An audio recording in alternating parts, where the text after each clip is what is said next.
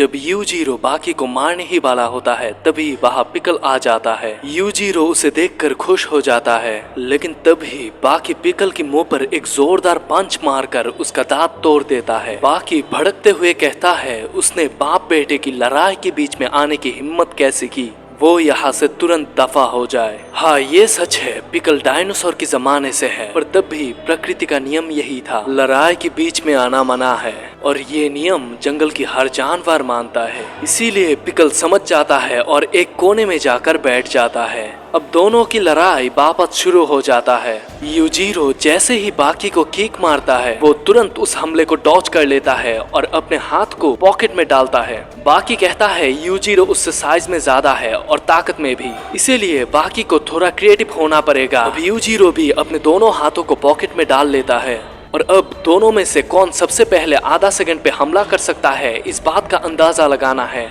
और कुछ ही पल में यूजीरो बोर हो जाता है और कहता है अब वो 5 सेकंड उल्टी गिनती करेगा और तब हमला करेगा। और गिनती खत्म होते ही यूजीरो बाकी को तैयार होने के लिए कहता है और पंच करता है जो बहुत ही तेजी से बाकी की तरफ आ रही थी। और बाकी अपने हाथ को पॉकेट से बाहर करने की बजाय वो झुक जाता है ताकि वो पंच से बच जाए। बाकी पहले यूजीरो की ऊपरी जबरी पर मारता है, फिर निचले जबरी पर, और इस टेक्निक से बाकी यूजीरो के होश उड़ा देते हैं, जिसे टाइगर किंग कहा जाता है। उसने अब अपने फादर का सर उसके घुटनों पर दबा रखा था, दाएं हाथ को ऐसे पकड़ा था जिससे हिलना मुश्किल हो जाए। उसे ऐसा महसूस हुआ जैसे उसने सब कुछ हासिल कर लिया है। ओलिवर ये देखकर हैरान हो जाता है कि बाकी काफी ताकतवर हो चुका है। वही डोपो कहता है यूजीरो अपने बेटे को कमजोर समझने की गलती करी है। बाकी यूजीरो को उकसाते हुए कहता है उन्हें यहाँ परे परे बात करने में मुश्किल हो रही होगी।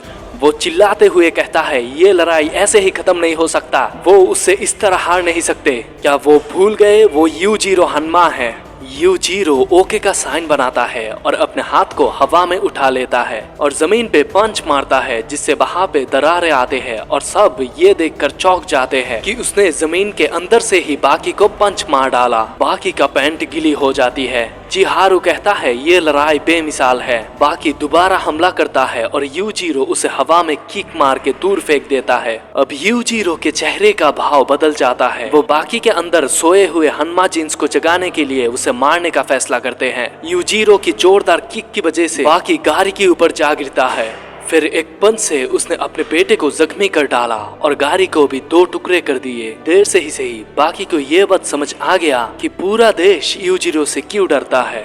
तभी अचानक यूजीरो को उसकी आंखों पर विश्वास नहीं होता। उसकी फादर यूजीरो हनुमा की शैडो उसके सामने खड़ा है। बाकी अपने दादाजी के चौड़े कंधे को देखकर हैरान हो जाता है। यूजीरो कहता है वो बड़ा दुखी और हैरान है कि उसका बेटा अपने बेटे को हराने में इतना दिक्कत झेल रहा है। वो बाकी को कहता है बाकी मेरे बच्चे, तुम अपने डैड को हरा सकते हो। अब आप लोगों के मन में ये सवाल आ सकता है क्या एक 17 साल का लड़का दुनिया की सबसे ताकतवर इंसान को हरा देगा।